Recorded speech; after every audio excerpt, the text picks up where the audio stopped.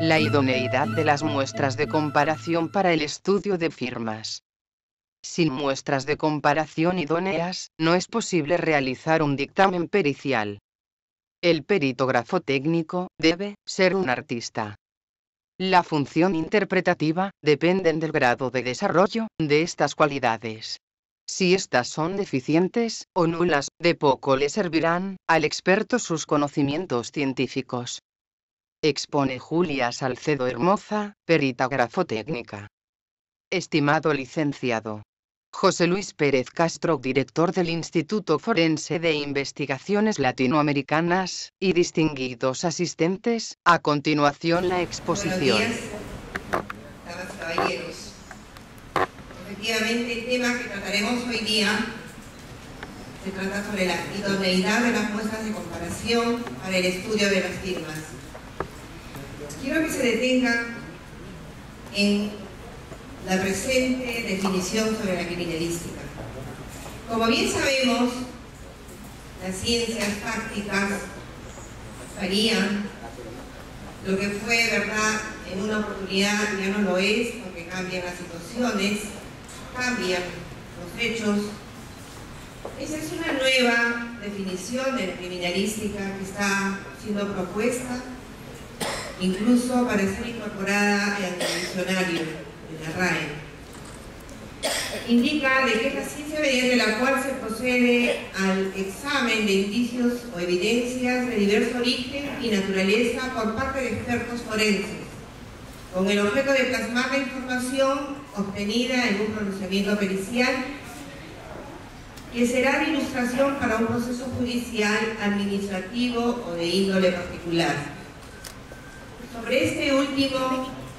Sobre esta última parte quiero que presten mucha atención, porque va a implicar la ampliación de un campo de trabajo para ustedes, que lo vamos a ir viendo más adelante. La siguiente. Como bien sabemos, la grafotecnia es la ciencia o la rama o la disciplina que se encarga de estudiar la autenticidad o falsedad del documento moderno. En la Policía Nacional, y todos los que tenemos la extracción de esa arma máster en el Perú, indicamos de que el documento moderno es aquel que está compuesto por el receptor, el contenido y la firma. Ese es el campo de estudio de la grafotecnia. Una de las partes de este campo es la grafoscopía y se relaciona con el estudio de las firmas. Sabemos que la clasificación de la firma, no siendo esta un número cerrado o una clasificación cerrada, porque nada es cerrado en las ciencias actuales, tenemos que la firma puede ser completa, puede ser legible, ilegible, una media firma, una rúbrica, un visto bueno, un cheque. Para que podamos entender lo siguiente con mayor precisión, tenemos que tener presente lo siguiente. ¿Cuál es la naturaleza de estudio de las firmas? Vamos a tener que la documentoscopía generalmente se basa casi siempre en el estudio de dos tipos o dos grupos de muestras: la muestra dubitada, la muestra impugnada, la muestra cuestionada, controvertida, como la queremos llamar, y otro grupo de muestras que se denominan muestras paradigmáticas, muestras de comparación. Entonces tenemos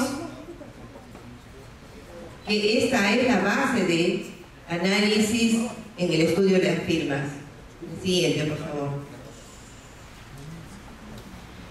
Se dice, según Matilde Herraz, que el estudio de las firmas es uno de los estudios más complicados, porque el infinito está determinado por la individualidad de cada persona, porque sabemos que la firma no es una estructura gráfica convencional, la escogemos en una determinada etapa de nuestra vida luego de que pasamos por la etapa de la repetición, la imitación, y cuando se automatiza, la firma es una estructura gráfica libre, no está sujeta a convenciones, y lo único que nos obliga es nuestra propia identidad con ella. La siguiente, por favor. Para entender un poco la importancia, o mejor, la importancia que tienen las muestras de comparación, deseo recordar con ustedes que la escritura, y en ese universo la especie firma, sí sufre una serie de modificaciones, unas por causas naturales, que pueden ser permanentes, un accidente súbito, una enfermedad aguda, las causas transitorias que están dadas por las cuestiones materiales, somáticas, temperamentales, psicológicas, las involuntarias, que están dadas por la evolución. Ustedes mismos, si en ese momento comienzan a hacer un análisis de sus propias firmas, van a ver que estas han evolucionado y tienen que ver con el propio desarrollo de la persona, con los cargos importantes que vayan adquiriendo, y van a darle más atención a sus firmas conforme vayan desarrollándose.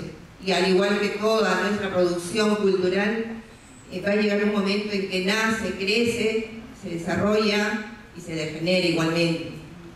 Entonces estos son los parámetros que hay que entender para saber de que tenemos que tener ciertas consideraciones con el uso de las muestras de comparación.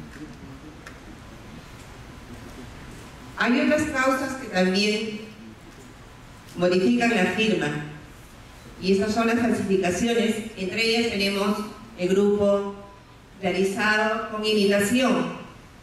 En esto vamos a ver una graduación, que son las de imitación servil, imitación poco ejercitada, la imitación muy ejercitada, la asimilación de grafía. Luego tenemos las otras que son mucho más burdas, por calco, por recorte, por sello o facsímil, por pactógrafo, y ahora último el pactógrafo digital. Ya sabemos que a partir de muestras de comparación, de que se puede premuir un falsario, puede tomar partes de diversas firmas y hacer una firma totalmente diferente que reúna las características de una firma auténtica, que luego de pasarle a un bolígrafo sin tinta va a crear los surcos y todas las características que pudiera tener una firma auténtica sin mayor problema. Siguiente.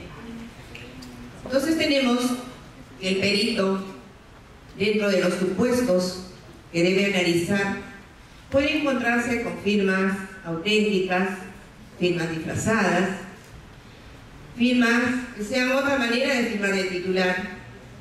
Sabemos todos de que existen personas que por la naturaleza de su trabajo deben realizar varios tipos de firmas: firmas completas cuando tienen que firmar, por ejemplo, resoluciones; medias firmas cuando tienen que firmar documentos sin mayor trascendencia, cheques. Y luego tenemos las firmas falsas y las firmas falseadas o viciadas. Así. Hay otro grupo de firmas también con las que se puede encontrar el perito, que son firmas sin imitación, de ejecución libre, firmas ficticias, por desplazamiento o autofalsificación, las adulteradas o falseadas o viciadas. Entonces tenemos que el perito para el estudio de firmas se va a encontrar con dos grupos de firmas: la dubitada, la controvertida, la dudosa, y el segundo grupo con las muestras de comparación. Dentro de las muestras de comparación existe una segunda división, que son las muestras espontáneas y las muestras profesas. Desde hace algún tiempo, la doctrina siendo muy exigente y está siendo enriquecida por una tendencia a que se tomen en cuenta las condiciones técnicas mínimas en las muestras de comparación. Y esas condiciones técnicas mínimas están siendo incorporadas en los protocolos, en las guías de procedimientos de las entidades encargadas de realizar estos exámenes periciales. La siguiente, por favor. Yo he encontrado varios fundamentos por los que es necesario tener en cuenta estas exigencias. Las técnicas están incorporadas en los protocolos y implica una seguridad jurídica para el propio perito y para los usuarios de las pericias. Las procesales, que tienen que ver con la pericia, con la prueba pericial. En Sudamérica,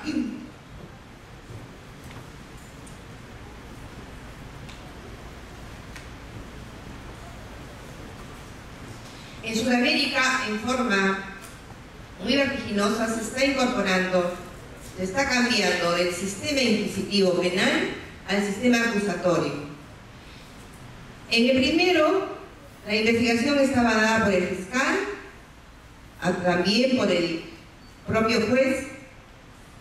¿Y cuál era el apoyo del fiscal?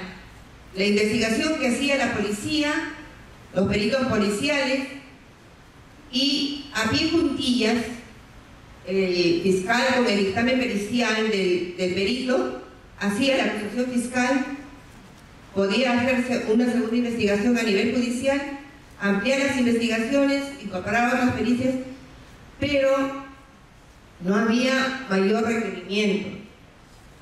Ahora, con el sistema acusatorio, donde tenemos el principio de la oralidad, el principio de la contradicción, que eso es lo más importante, que implica que si el fiscal presentó una pericia, la parte tiene el derecho de cuestionar el documento, de presentar una nueva pericia y el perito ser examinado exhaustivamente.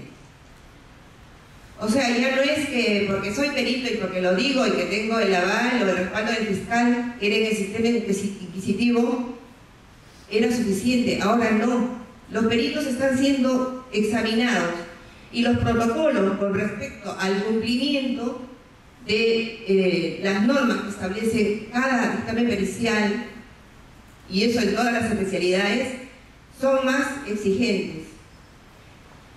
¿Eso qué implica?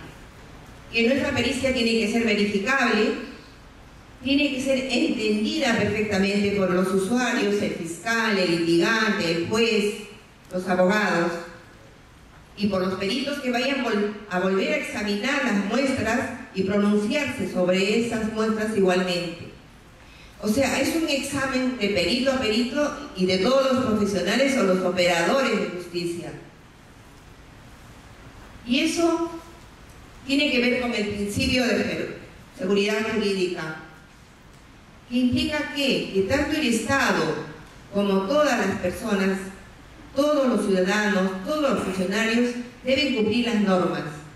Y cuando hablamos de normas, no están exentas las normas técnicas a las que están sujetos los peritos.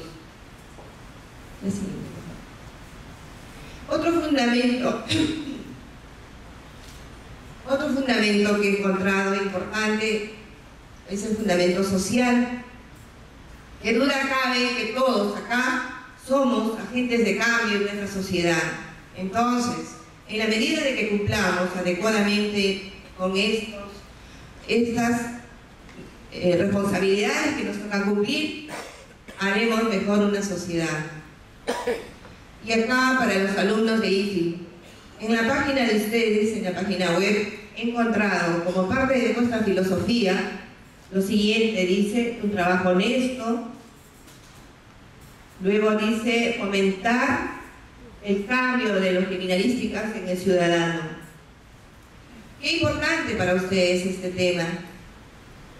Entonces, Esto, en la medida que ustedes cumplan adecuadamente con el trabajo pericial, porque no tienen idea de que cuando salgan todas las cosas que se le van a presentar, por una u otra parte van a querer torcer vuestras voluntades, la verdad técnica, y es solamente vuestra fortaleza y estas enseñanzas de vuestra alma mater los que los va a sostener, y al final se logrará prestigiar a IFIL, el propio prestigio del perito, que eso se consigue día a día, no nace espontáneamente, va a ser en el trato diario con los fiscales, los jueces, los litigantes, que ustedes van a construir un prestigio que a la vez va a prestigiar a vuestra institución y serán agentes de una mejor administración de justicia. La siguiente, por favor. Dicho todo esto, fíjense cuántos fundamentos tenemos para cumplir con lo que establece la doctrina con respecto a las muestras de comparación. Esta división o estos requisitos han sido recogidos por el Manual de Criminalística de la Policía de Investigaciones del Perú. Obviamente no es nada cerrado, van a haber diferentes autores, diferentes doctrinarios que les dirán otras cosas, pero nos parece que esta es la más completa.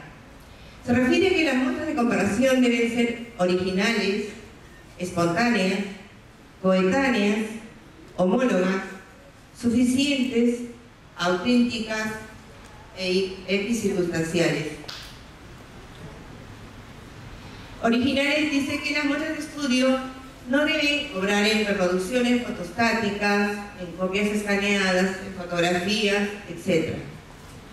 Ya sabemos que las muestras que no cumplan este requisito tienen algunos problemas referidos, por ejemplo, a que no se aprecia la presión, no se aprecian rasgos desvanecientes, no se aprecian brisados, o al revés, podrían presentar brisados, interrupciones que en el original no podrían estar. Entonces nos corremos riesgos de hacer una apreciación parcial. Que sí. Las muestras objeto de estudio deben ser espontáneas, es decir, que el titular no haya tenido la presión de que sus muestras de estudio iban a ser, sus firmas iban a ser objeto de estudio, y las realiza con un nerviosismo, lo que ocasiona variaciones que no son muy útiles al momento del estudio. Coetáneas. Al igual que la persona humana, siendo la escritura la expresión cultural más alta del ser humano, va a sufrir los mismos problemas que sufre la persona. Va a haber cambios condicionados por el tiempo, por su estado físico. Entonces, se establece a partir de la doctrina que, sin que esto sea rígido, que lo ideal sean 6 meses antes y 6 meses después de la data de la firma dubitada. Algunos autores establecen 1 año antes, 1 año después. La siguiente. Acá queremos recordar lo que dice Martín Sánchez. Indica que los grafismos, lo que dijimos, y el texto firme imprescindiblemente cambian con el transcurso del tiempo, a pesar de que los profanos en la materia desconocen este extremo y piensan que una vez que son adultos escriben perfectamente y que su escritura será la misma. Entonces eso sabemos que no es verdad.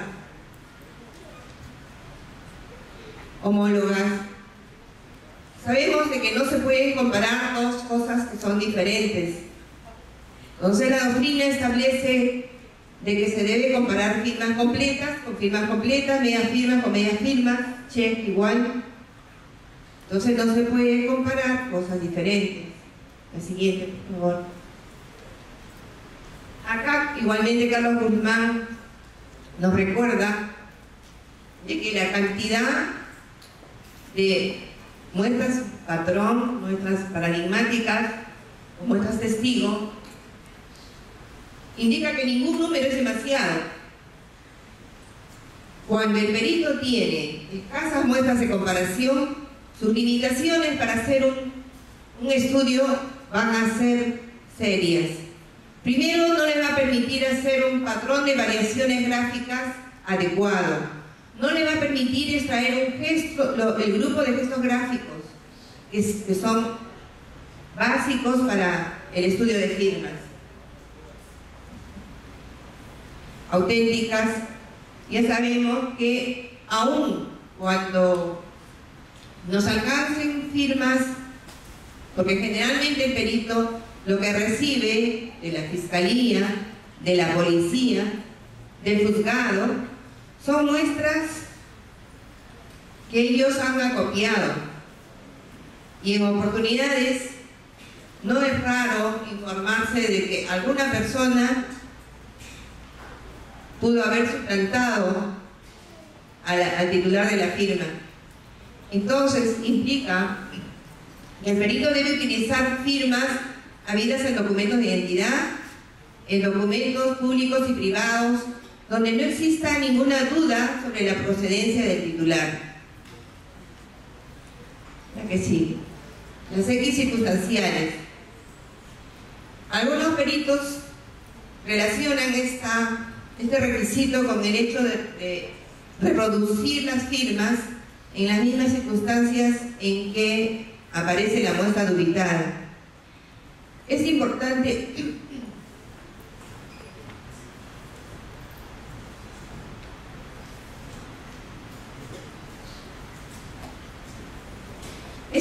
que tengamos en cuenta que este requisito en oportunidades el perito no cuenta con esa información. Es decir, por ejemplo, si se trata de un testamento, preguntaremos cómo firmó el titular de la firma. ¿Estuvo en cama? ¿Fue a la notaría?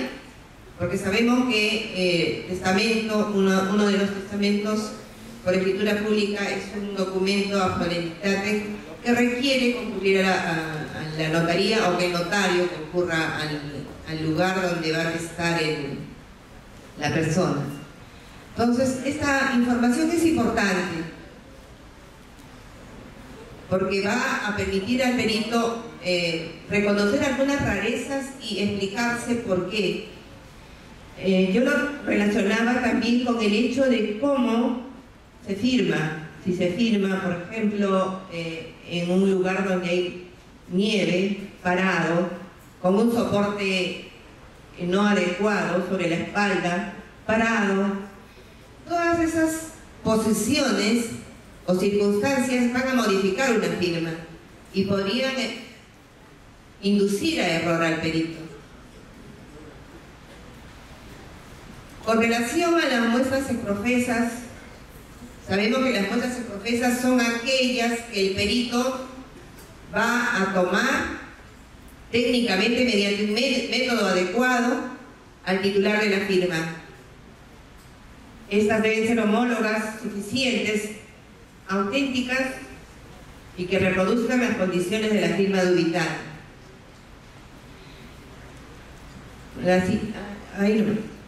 ¿Por qué insisto en auténticas? Cuando al perito le llegan las firmas de otra entidad, llámese el juzgado, la fiscalía, la policía, la conclusión es la siguiente: sea auténtica o sea falsa. Al perito no le consta que esas muestras realmente provengan del titular, entonces dice: la firma que a nombre de Juan Pérez, aparece trazada al final de la escritura pública, proviene del puño gráfico de la persona que a nombre de ha trazado las muestras de comparación, a nombre de Juan Pérez. Eso es una previsión para el perito porque se ha dado casos de que no era el titular, sin embargo llega a la autenticidad o falsedad, pero con esa salvedad que hace el perito. ¿Cuándo es que el perito dice la firma que a nombre de Juan Pérez aparece al final de la escritura pública proviene del puño gráfico de Juan Pérez, es auténtica? Cuando el perito ha identificado a la persona mediante las impresiones digitales, ha concurrido a la oficina, a su despacho, para identificarlo plenamente. Esas son salvaguardas que debe tomar el perito para evitarse problemas posteriores, porque sí se han dado. Existe, como sabemos, toda una técnica para la toma de muestras profesas. Primero, tiene que haber un análisis previo de la muestra incriminada, saber cómo está realizada, con qué tipo de instrumento escribiente, con qué tipo de papel. Reproducir antes de la diligencia de toma de muestras todas las características en los formatos que vaya a utilizar el perito. Luego, darle confianza, seguridad al escribiente. ¿Y cómo se le da? Se le da tranquilidad, no se está observando. Tiene que romper la tensión que le está dando al acto de escribir. ¿Para qué? Para que aflore el inconsciente y afloren los automatismos gráficos. Eso, por ejemplo, si se trata de firmas legibles, realizará un listado de firmas o de palabras con las particularidades que él ha encontrado en las firmas dubitadas, en palabras, en letras, en grafemas, haciendo un listado, haciéndole escribir, y luego, cuando ya esté cansado, cuando ya haya perdido la atención al acto de escribir, recién procederá a dictarle las firmas. Tiene sus ventajas. ¿En qué sentido? Sabemos que nos vamos a encontrar con firmas, con rúbricas enmarañadas. Esta es la oportunidad en la que el perito puede pedirle al titular que realice en tiempos su rúbrica.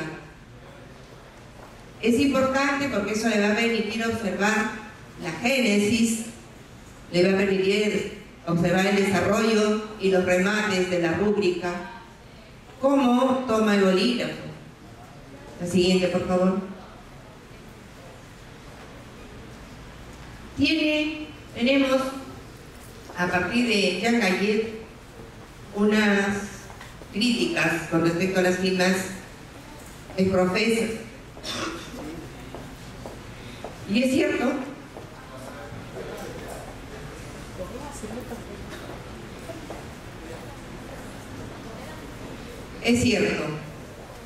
la firma que vayamos a tomar en una diligencia no va a reproducir el patrón de variaciones posibles del titular, no el 100%.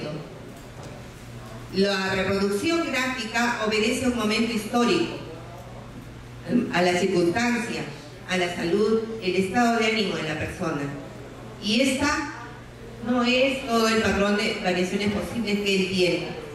Entonces, esa es una limitación. Y bueno, ya vimos que la ventaja es de que efectivamente el titular ha sido identificado por el perito. Así.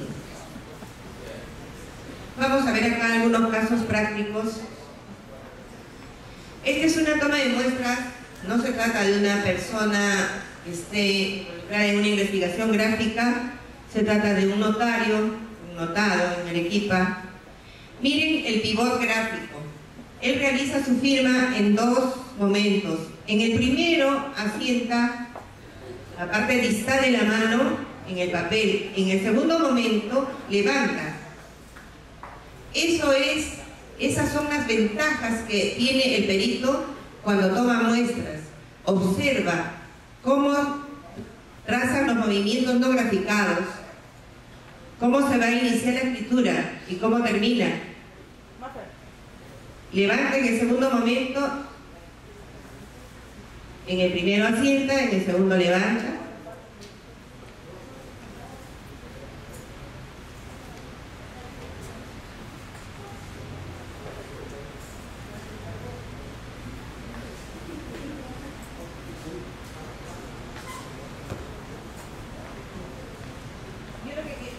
Otra cosa que deseo que observen. Esta es una firma de la misma persona después de 10 años. Miren la velocidad, la fluidez que tienen sus trazos. Y acá ya existe mayor dificultad, hay tremorosidades. Es la evolución. Entonces no podemos comparar firmas que no sean coetáneas. La siguiente, por favor. Este es un caso práctico interesante que me dio mucha satisfacción. Si observan acá, el nombre se lee Darila L.U. Pero esta persona se llama Dariela Lozano Urday.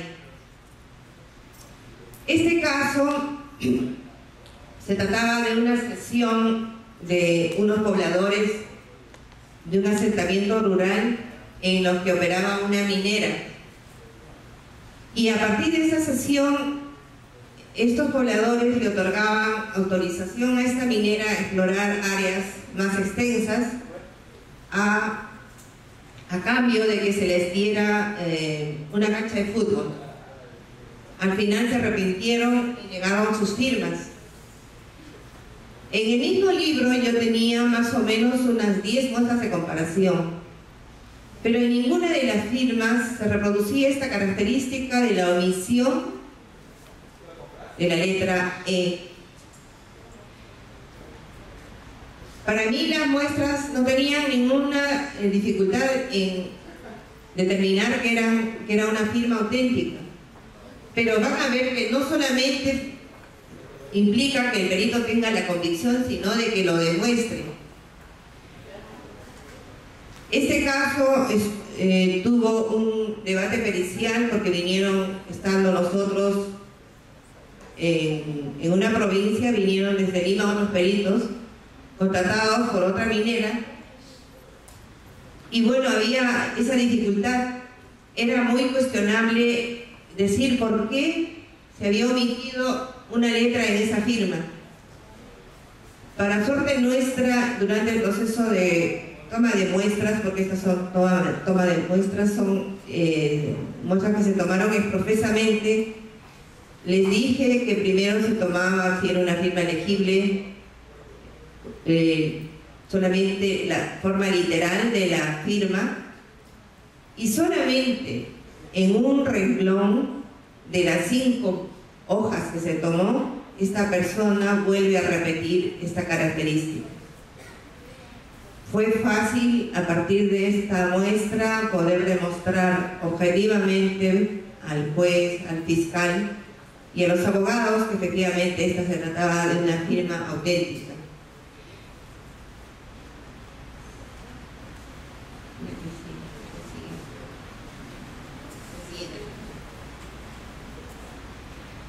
Este es otro caso interesante.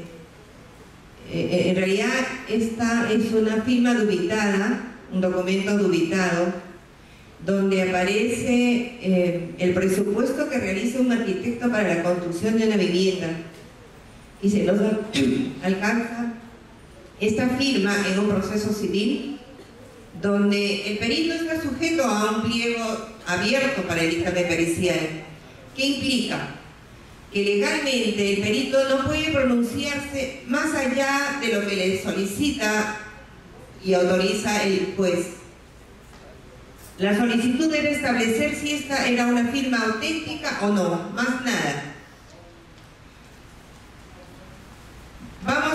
Y ustedes se van a encontrar igualmente con casos en los que, a pesar de que aparentemente esta podría ser una firma auténtica, presenta desde ya un problema que ha sido objeto de una fotocomposición. Si ustedes ven acá, hay restos de tóner O sea, que esto fue recortado de otro documento e insertado acá, en este otro, donde aparece el presupuesto realizado por el arquitecto. Afortunadamente, hasta el momento no hemos tenido problemas cuando nos pronunciamos más allá de lo que nos pide el juez. A veces esas licencias nos conceden cuando hemos caminado constante y diciendo lo que vemos, lo que encontramos. Cuando uno se pronuncia sobre otras cosas que no están en el pliego abierto del dictamen pericial, podría darse ser objeto de nulidad de la pericia, pero hasta el momento no hemos tenido esos problemas. Entonces, lo que les quiero hacer notar, que el perito también utiliza no solamente la vista, el tacto. Si uno pasaba por el reverso del papel, la mano, encontraba los surcos vacíos. Aparentemente, los surcos del bolígrafo. Aparentemente esta podría tratarse de una firma auténtica, pero no debemos quedarnos en un análisis preliminar, tenemos que ser minuciosos con todas las muestras que nos lleguen. La que sigue. Este es otro caso que es parte del mismo expediente. Quiero que observen el tamaño de esta firma con relación al documento. Todo el borde amarillo lo hemos puesto para resaltar algunas cosas que vamos a analizar ahora. Sabemos que la firma se adapta al receptor. Si el titular de esta firma hubiese tenido desde el comienzo el tamaño de este documento, su firma tendría que haber sido mucho más pequeña porque el texto es pequeño, y esos son los reflejos gráficos condicionados que se desencadenan en cada uno ante la presencia de un documento o de un receptor, una línea de pauta o un recuadro. Este texto está realizado con fuente Lilliput. Si ustedes observan acá, hay restos de bolígrafo, recortes mal hechos del papel. Corresponde a una habilitación de espacio en blanco. Significa que esta firma y este formato correspondían a otro documento con otro contenido que el titular firmó en alguna oportunidad, y que el falsario recortó el papel en este espacio y habilitó este espacio en blanco. Entonces acá tenemos, efectivamente, se trata de una firma auténtica, pero si nos dedicábamos solamente a pronunciarnos sobre la firma, este fraude no iba a quedar impune. Entonces, también nos pronunciamos sobre este tema y llegamos a determinar especialmente de qué documento fue extraído este fragmento de papel para ser habilitado, que tiene 5 centímetros de alto y le otorga a esta persona, según este documento, el derecho a cobrar el 50% del monto de la venta del inmueble que había construido. Se dice que la falsificación es un delito ocasional y por eso vamos a encontrar muchos errores. ¿Por qué? Porque la persona tiene acceso a algún documento que lo va a beneficiar de alguna manera y lo utiliza.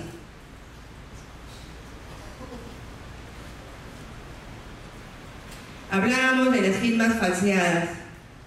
Este documento es parte de un pagaré en los que aparecen dos obligados a pagar a una entidad financiera un monto determinado al que se obligaron y que no pudieron cumplir.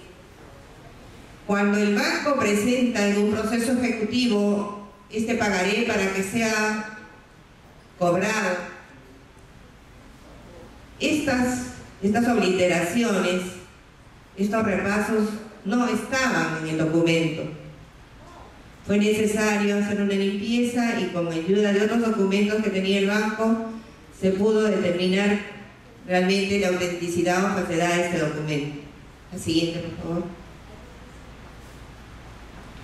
Existen a veces complicaciones en documentos o pronunciamientos que son de simple solución.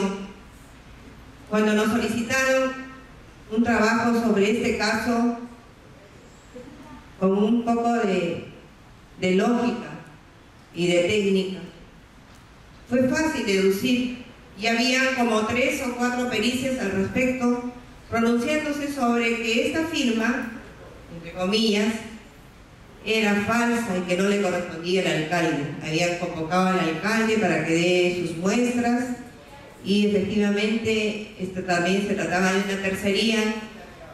¿Cuál era la importancia de este documento en esa tercería? La tercería se interpone cuando en un proceso de obligación el cónyuge no ha firmado el documento.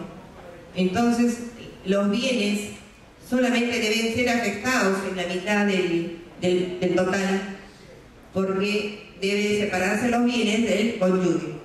Presentan esta partida de matrimonio y el banco cuestiona e indica que esto es una firma falsa. Y estoy segura que muchos de mis colegas peritos acá ya tienen la respuesta. Esto se trata de un error. Esta persona, que es testigo del matrimonio, por error comenzó a firmar acá, interrumpió su fraccionamiento y firmó donde era el espacio que le correspondía. Y esto se agrava, ¿por qué? Porque el alcalde, omitiendo sus obligaciones administrativas en forma negligente, no había firmado en el espacio que le correspondía, habilitando esta partida de matrimonio. Y no solamente ese problema era en esta partida, sino en varias que aparecían en los libros.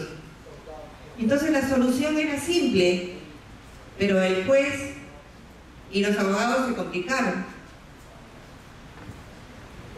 El siguiente, por favor. Bueno, queridos alumnos especialmente, he querido traerles algunos ejemplos y algunas reflexiones sobre este tema tan importante.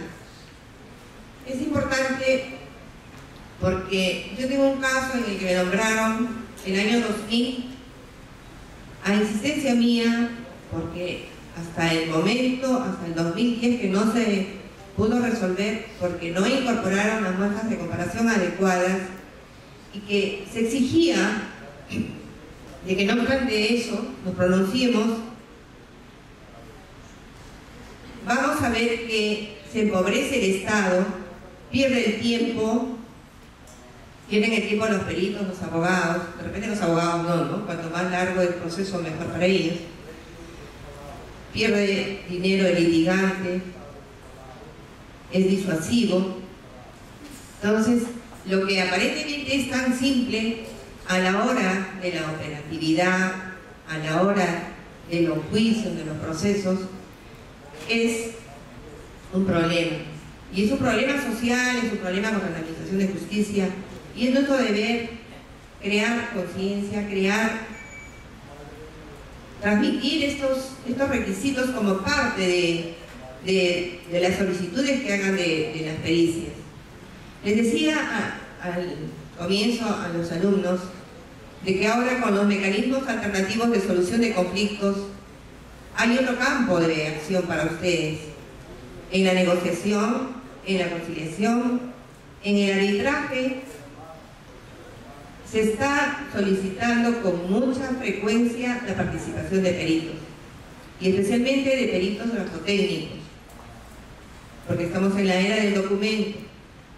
Entonces, reitero mi invocación a que se cumpla con estos requisitos para que tengamos seguridad jurídica, mejor administración, y que el prestigio de la especialidad y el prestigio de ustedes mejoren. Muchas gracias.